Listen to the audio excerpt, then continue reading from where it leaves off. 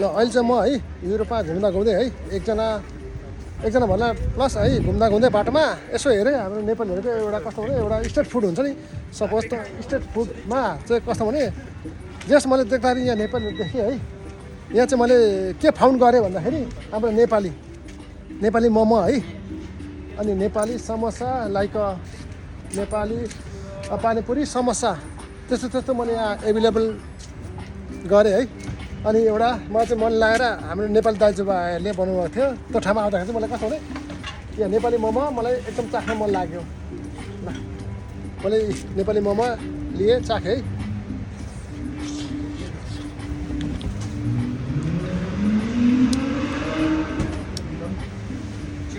है ठिकै छ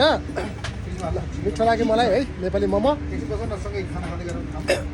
ल यो ठाउँमा आएँ युरोपमा आएर पनि मैले आफ्नो एउटा नेपालको टेस्ट हुन्छ नि नेपालको टेस्ट चाहिँ मैले यहाँ अनुभव गरेँ खुसी लाग्यो अब यो दोकानको नाम चाहिँ के हो मलाई थाहा भएन जस्ट एउटा नेपाली फुड स्ट्रिट भनौँ न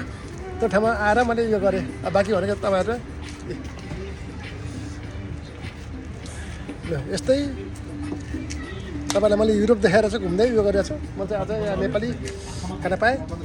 ल थ्याङ्क यू